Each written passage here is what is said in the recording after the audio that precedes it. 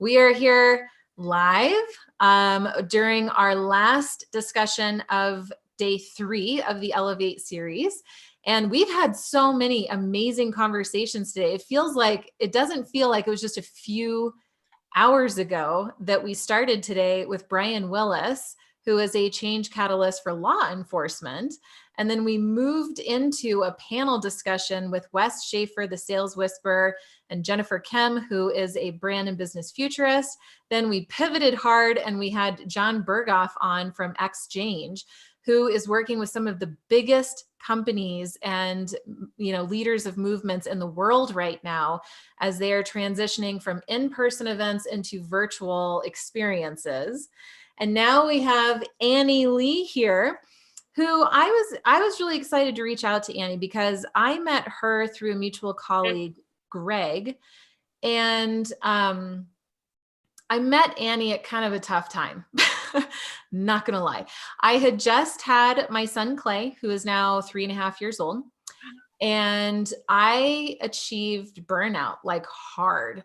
My business had scaled, and then I hit a point, and scaling a service-based business is very different than scaling a product-based business. So we had a team of almost 20 people. We had 200 active clients. We're building websites up the wazoo and helping people with funnels and marketing and how to start their business online.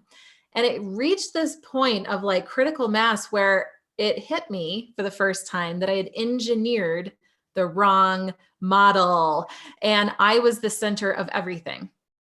And that was not smart of me. And so I was really struggling as a brand new mom, trying to keep everything up and not have our reputation negatively impacted, not having our financial structures negatively impacted. Reached out, got connected with Annie of Jet Set Connect. And she came in like a little wizard ninja. And she was just like helping me understand in this thick skull back then about systems and how to create organization and structures and have a more harmonious operation. And it's funny, Annie, you'll enjoy this, that my team laughs at me all the time because I'm the systems junkie. There's a system for everything now. And I can thank you for that. So welcome. Thank you for being here in the live stream. No, thank you for having me. I'm so excited to be here. Yeah, pretty wild times that we're facing. In fact, when Annie just came on the Zoom, I said, so this is what it took for us to finally get on the phone and catch up with one another. It's just really nice to share some space with you right now amidst everything that's happening.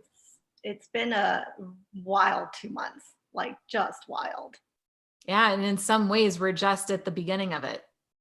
Yeah, I will say a lot of people are just at the beginning of it. I've sort of been in the beginning of it since like mid-January. I'm more tied into the Asian community. So like they've seen it happening. They've been on the front lines of it. And I was the one who was like, oh, this isn't as big of a deal, guys. And they're like, this is a really big deal, Annie. And so like come later January and early February, I was like, oh, this is starting to be a big deal. Okay, maybe I need to take this a little more seriously. Yeah, because now it's not just a health crisis. Now it's grown into so much more, and it's been a beautiful opportunity for us to have a checks and balances, right? We are spending more time with our family. We're getting our priorities straight, what really matters the most. We are connecting now more than ever before, which makes me happy because my whole thing is about connection, which is why I called this series the Elevate series, because I wanted to elevate discussion, elevate our moods, but elevate how we treat each other and business and everything. What doesn't need to be elevated right now? So if you are just joining us for the first time, this is one of many conversations that we are having through the end of next week. And you just want to be sure to like the Facebook page and get notifications so that you can watch replays and not miss anything. But Annie, what I want to talk to you about first is just like, what's just your general impression of what's happening right now, maybe more specifically in the business community? You have a lot of high profile friends. And I'm sure that people are knocking on your door and getting advice or just sharing insights. Like, what's going on out there and what do you want us to know that could help us navigate this better day to day? Yeah, that's a big question. So I'll try to No. take it in little chunks. So I would say, like in general, what's happening now, I think there's a lot of uncertainty, and people don't process uncertainty that well. Um, you know, those of us who work in crisis and transitions, it's sort of, this is our time to really step up and guide those that have a harder time through it. Uncertainty brings a lot of silver linings and bright sides, and that's kind of what I've been trying to tell everyone. Like, look at the silver linings, think through like, okay, well, this happened and nobody wanted this to happen, but what can we do from like what how can we make this better, you know uh, while we kind of write out the uncertainty. So I think panicking is not a good idea, but over preparing and really dialing into like strategic planning will help with the uncertainty. And everyone's at different stages. Some people like weren't as prepared, understandably. Others were far more prepared. And so, everyone should be or should try to be more understanding and kind and compassionate. And if you can't, take a time out. Yeah, I really agree with that. So you mentioned strategic planning. Mm-hmm. I'm a business owner. Mm-hmm. What is one thing that I can be even looking at today, in your opinion, that can help me move forward in a better direction? Like what is strategic planning? What should I be thinking about right now? Yeah, it's a good question. I think we are in the middle of March. People who work from home know, you and I know that they kind of blend into each other. Yeah. But I've always been a big proponent of preparing in December. That doesn't always happen, because like come January, things go really fast. Our world sort of shifted a little bit. So I think we can look at this as maybe our alternate December, and really do the strategic planning that a lot of us didn't get a chance That's to so do. smart. I love that. Very smart. Yeah, and to work on some contingency planning. It may be a little late for some, or maybe super early, or some that are super prepared already done it. But like everybody can do some planning at this stage, especially because most of us are quarantined, I think is the word, at the moment. So when I'm thinking about planning, I'm thinking number one, maybe I'm looking at my marketing and I'm thinking, Mm-hmm. what's something that I can be doing in my marketing that I know how to do, or I can do, or that I think is going to reach the masses, that aligns with maybe my schedule. So for example, with me, live streaming was the obvious choice, right? Because I know how to do it. I know that that's the fastest way to get the message out. In fact, I've been sharing with the speakers that on Monday, since the difference between Monday and the amount of reach that we got just Monday with the Elevate series, it about doubled by day 2. And by day 3 today, it has far more than tripled. It's on its way to 5-6x. So that's the power of live streaming. The more you do it, and especially like we're giving value, right? So that's a really important thing. So when I'm thinking, okay, strategic planning, marketing, what am I doing? Sales, what am I doing? Operations, what am I doing? Is that how I should be thinking about it? Yes and no. I would take a step back for a moment. And this is where I really push for a little bit of self-awareness, because we are in really tough times right now. And so it's important to kind of know like how you are right now. Like, are you calm? Are you panicking a little bit? Are you not in a place where you could even start thinking about strategic planning?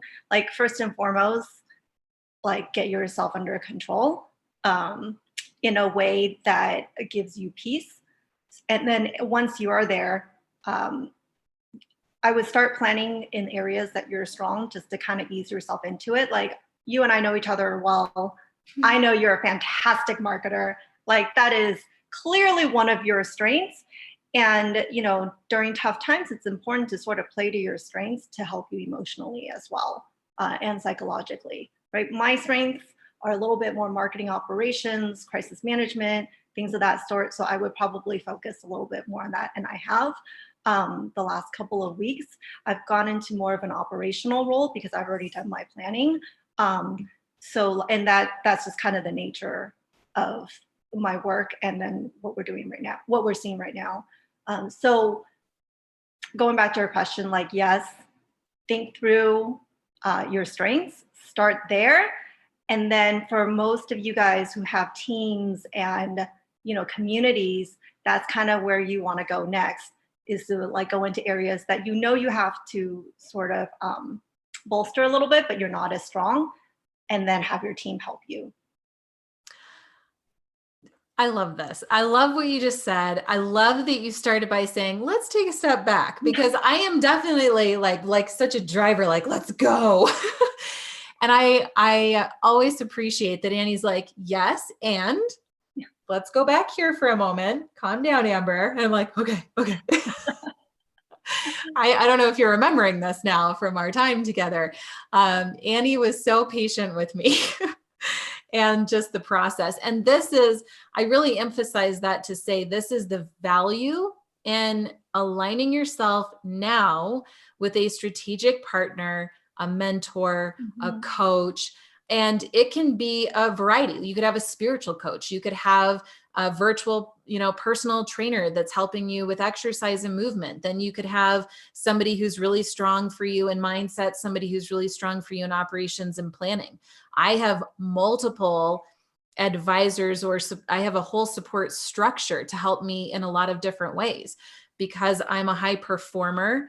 The higher you perform, the more you push yourself, the more you absolutely have to rely on getting other people to keep you in shape and get you focused in the right areas, so you can play to your strengths. So thank you for saying that.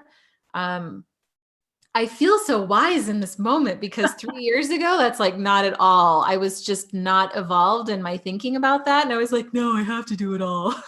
Well, I mean, Amber, you've come such a long way, right? And you should take most of the credit for that, just because like you really decided to make that change in your life, and it's a commitment first and foremost. And I mean, anyone who hasn't seen you then, luckily gets to see you now. And then those that have seen you then have known you through your journey, and they can definitely talk to the evolution of it, and I'm there to watch, and I'm so proud of you. Like, oh my goodness. The way you've grown, I wished everybody grown like that.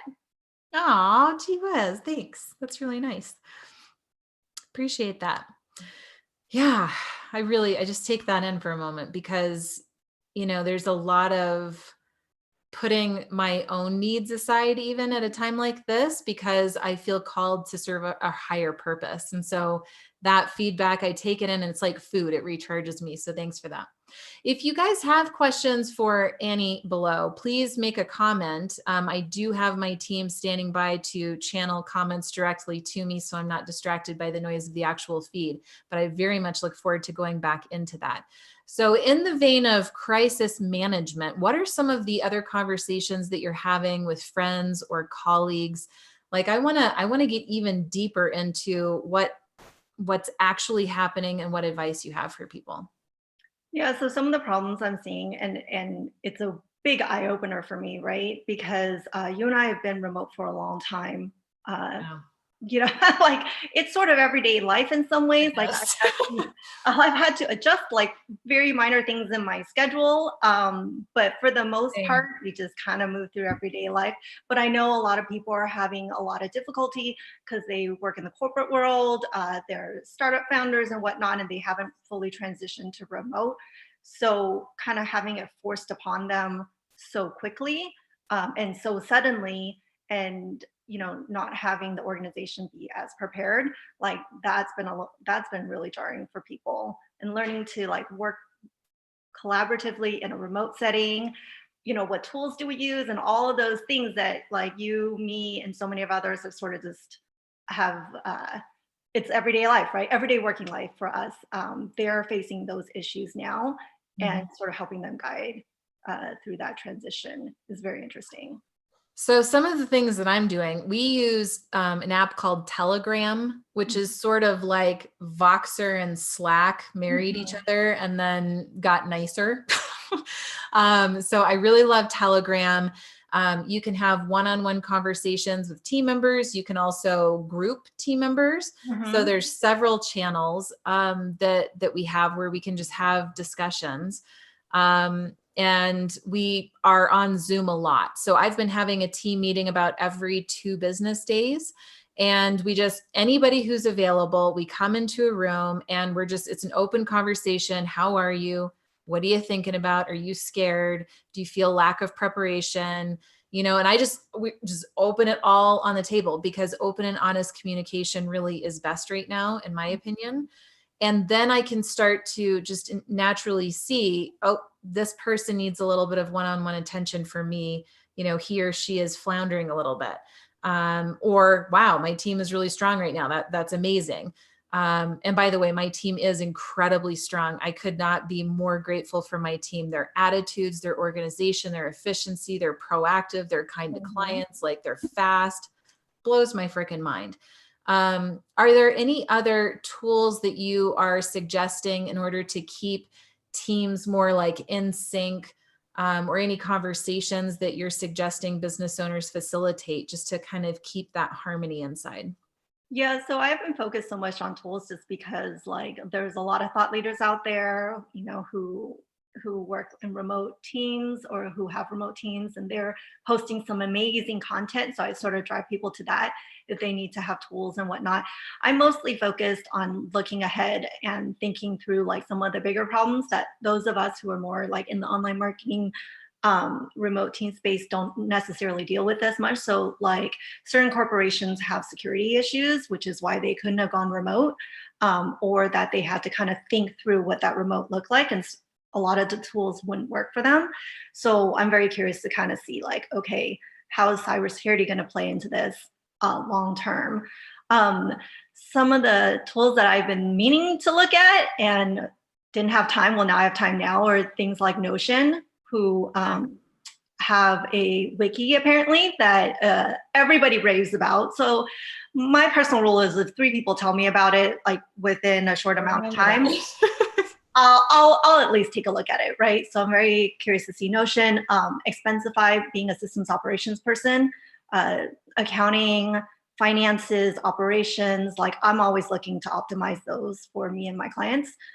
So I really enjoy, okay, I shouldn't say I enjoy, but I definitely love the kind of advanced technology and automation that they've built in since you and I have been remote. Like things have changed a lot. Expensify and Notion. Got it. I love looking at new tools. Yeah. I really do.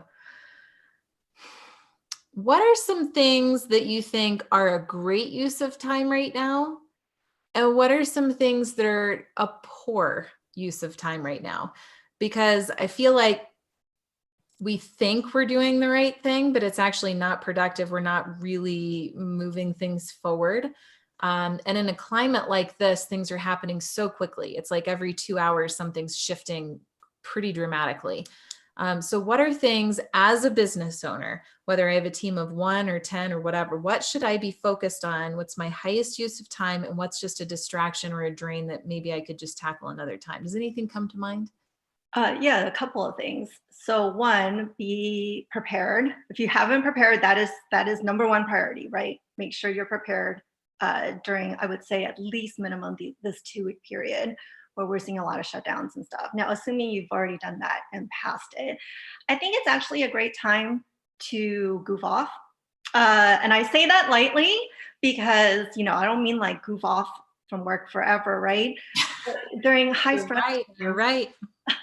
Like just, have some fun and be creative and goof off and just whatnot. And I will say this, like top performers definitely build in time to goof off, but they don't goof off forever because they can't, right? That's when the creative juices start flowing. And that's when they really want to sit down and think strategically about the things that they're really great at and really go, 10x on that, right? So goofing off and having some fun and being creative. The other thing that I'm been looking at for the last year or so and that I really spend a lot of time doing is like having open space and quiet time for me. Maybe other people need some background noise and whatnot, but thinking through like creative storytelling, right? So whether it's writing for some people, video for others, I don't know, whatever it is, right? Like making time for that and really understanding, because most of my clients and most of what you guys do is content creation, right? So like really 10xing that a little bit and getting better at that, like that's a meta skill development that I would tell a lot of clients, you know, that's something that's going to play out long term, and the better you are at it, the more successful you're going to be. And then the third thing is really taking a step back and understanding what leadership means to you and what kind of leader your team needs from you. Really powerful, succinct advice. I want to circle back to the mental health aspect for a moment, because the more my business has grown, the more I'm thinking more. I'm having like 90% of my day now, Annie, you'd be so proud of me, is I'm on the phone. I'm doing Zoom calls. I'm in conversation almost all day, which, as a bit of an introvert, I'm a highly sensitive person. It's extremely draining. The good news is I have a massive abundance of energy in general, like some weird power source. It's awesome. I guess health and exercise, rest, but so I can bounce back kind of quickly from that. But the bigger my business has grown, the more influence that's out there, I've really noticed that, wow, you actually have to map out chunks of dedicated rest time. Because in a crisis like this, your natural human instinct is going to be to work around the clock, work, grind. That can actually be more harmful than if you could take a few breaks to just completely unplug. And I am a huge believer in the power of nature to restore oneself. So go out and hug a tree. Not kidding you. My son and I have done that. Or roll around in the grass, or just breathe in some fresh air. And it's going to give you immediate perspective. It'll rebuild that energy. And then you can come back in.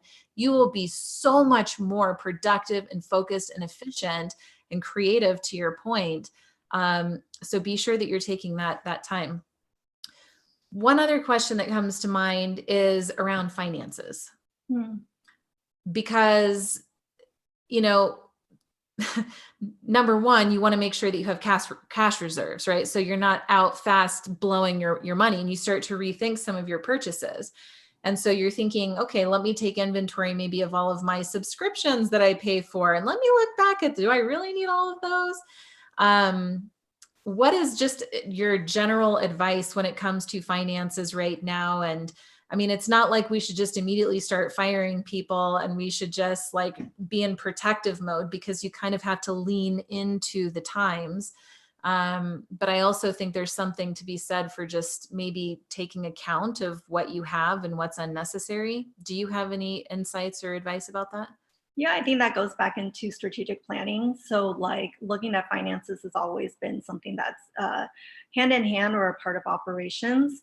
I would say talk to your accountant and the financial professionals that you've been working with now, to kind of see like what's happening. I think there's a lot of things that are going to change. I mean, I've been talking to my accountant. We've been working hand in hand for the last couple of months. And they're also really busy right now, because tax deadlines and whatnot are coming up. So while that may or may not shift, like everybody assumes that it's probably, well, at least today, assume that it's not going to shift, which means they're still they're still in their busy season. So I sort of step back and think like, how can I make their job easier? Because when you make their jobs easier, they will have the mental bandwidth to help you answer some of the questions that you asked, right? Yeah, but I definitely think you should go revisit that. And when you were talking, something came to mind that, for me personally, in a service-based business, you don't have huge profit margins, right? Like if you have a product-based business, that's very different, but service-based, my overhead just in paying my team alone is huge. And then you add in taxes and expenses on top of that, like, so over the years, I've been trying to think about like, what are ways that we can grow that profit margin and kind of get to our maxing point.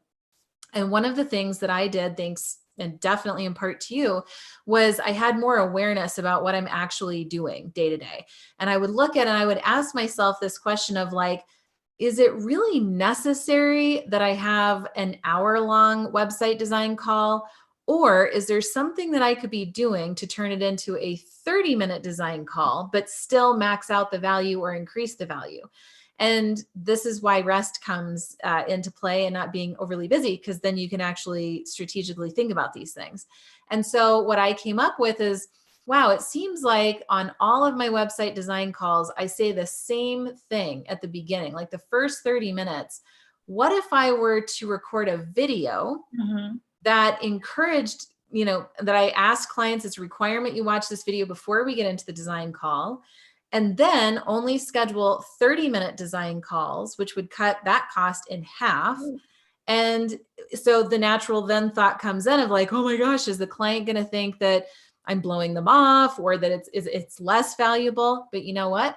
They found it more valuable because they could watch it whenever they wanted to. They could absorb the content. They could map out, dream about their website before the call. They felt the call was more productive.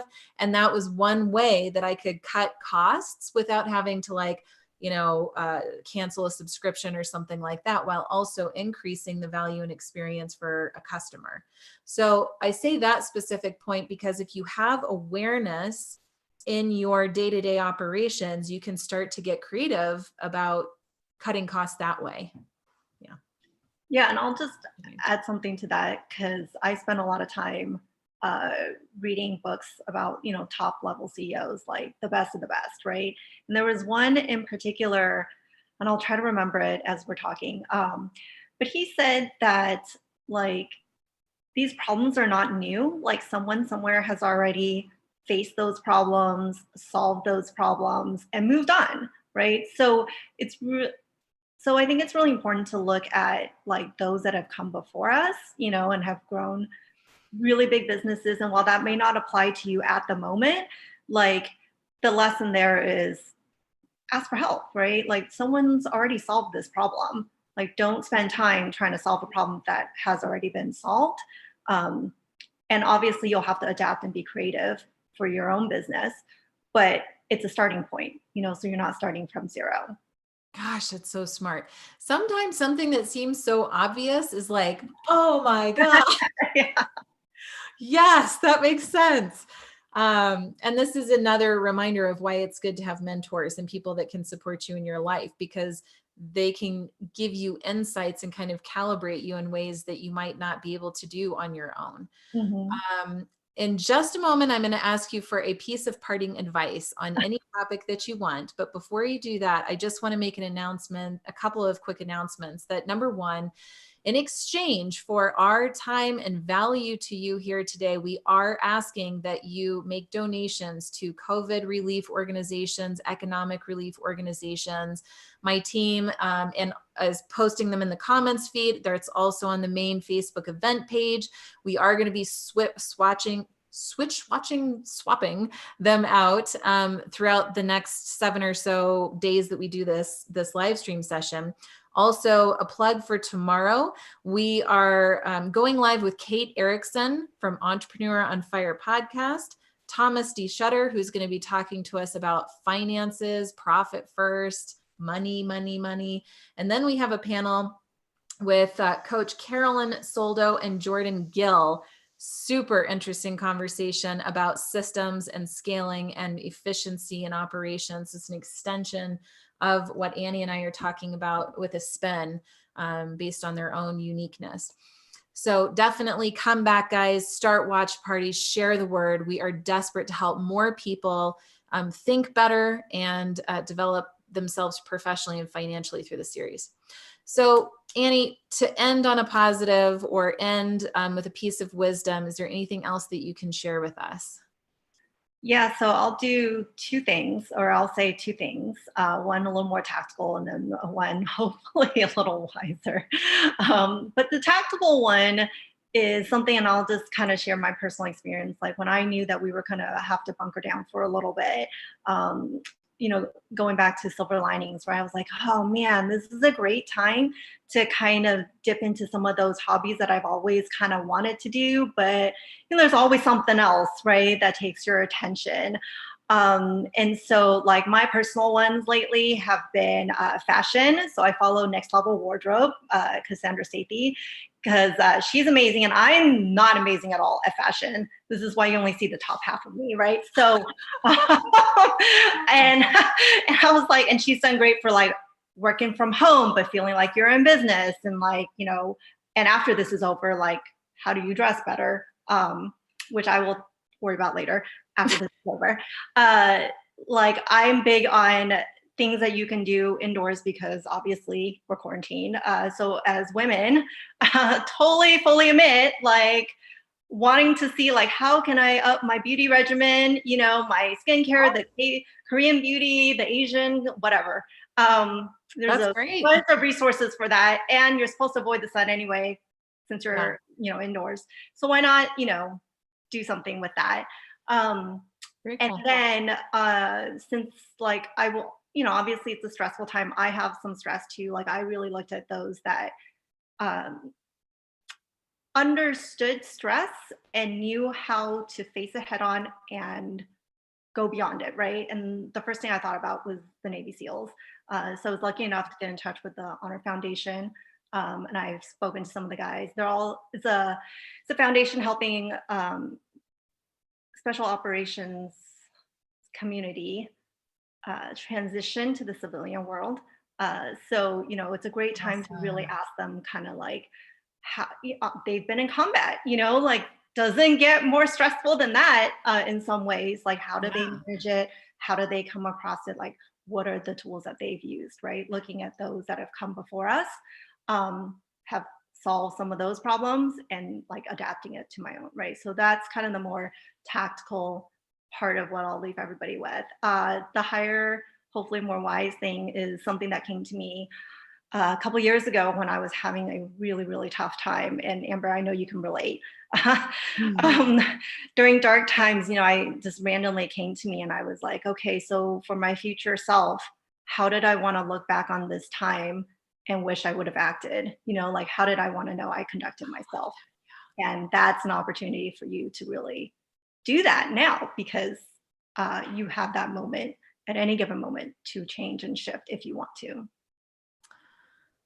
I can't even articulate how much I appreciate that you just said that. That hit me so deeply. It's a core part of a book that I'm writing, actually. And how, going from somebody that was so lost and depressed and negative and making bad choices, like not all who you see today, and how I got myself out of that into creating the most magnificent life I could dream of was literally me thinking ahead about a future self and who would I be proud to be? Who would I want to be? So you're saying now look back and how can you do it that way? But that really strikes a nerve with me because it made it easier somehow to make the tougher choices. It's like I was given this boost or I felt supported in some way that I can't even explain. And I was able to make better decisions and get myself out of the hole. So thank you for saying that. You are incredibly wise. And I'm really grateful to know you, Annie, always. Well, Amber, you're living proof, right, of what I just said. Like anyone who's watching is wondering how this can be done. You just kind of have to see where Amber was like, 2 years ago to where you are now and see, that transition and the next level that we always talk about. I mean, it's you. Thank you. And thanks for being here on the Elevate series.